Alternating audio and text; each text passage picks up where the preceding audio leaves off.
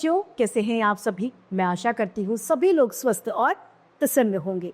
आज हम हमारा पाठ कन्याकुमारी से पत्र को पढ़ेंगे और समझेंगे। तो आइए शुरू करते हैं इस पाठ को।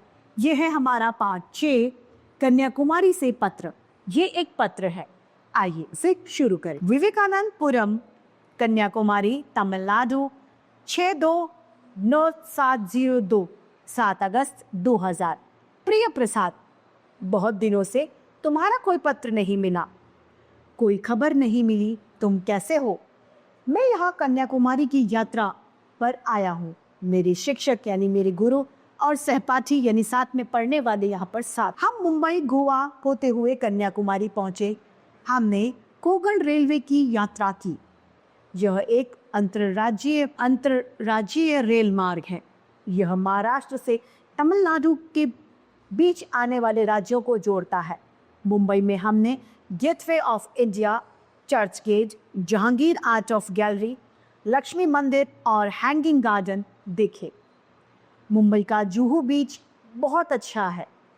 गेटवे ऑफ इंडिया से मोटर बोट में बैठकर हम लोग एलिफेंटा की गुफाएं देखने गए।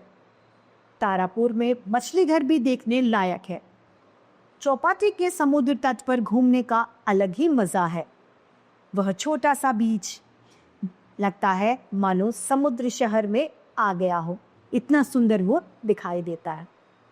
मुंबई से हम गोवा गए। गोवा में हमने सेंट जोसेफ चर्च देखा। यह एक भव्य यानी सुंदर इमारत है। गोवा के समुद्र तट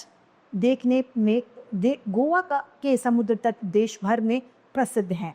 यहाँ की प्राकृतिक सुंदरता देखते ही बनती है। यहाँ विदेशी पर्यटनों की भरमार है।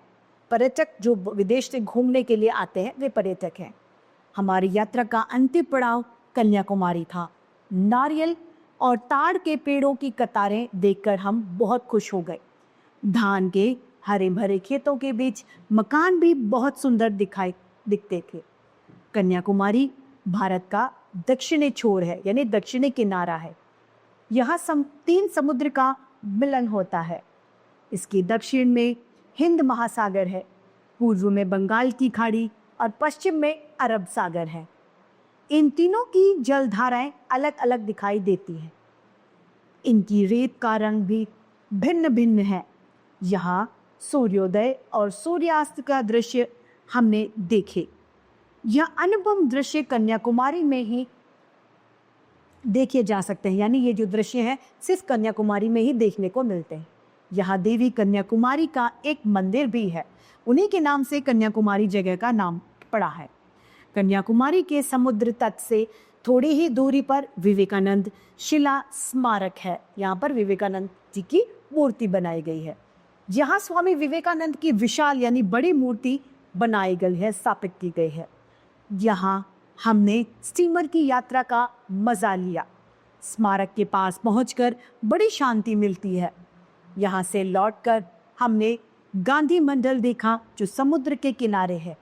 उस मंडल की दीवार से सागर की लहरें आकर टकराती हैं। कन्याकुमारी की चटाइयाँ, शंख, सीपी, लकड़ी से बनी चीज़ें कन्याकुमारी में बिकती हैं। हमने शंख और सीपियों से बने खिलौने खरीदे। वापस आकर तुम्हें भी एक शंख तोहफा में यानी भेंट करूँगा, गिफ्ट में दूंगा।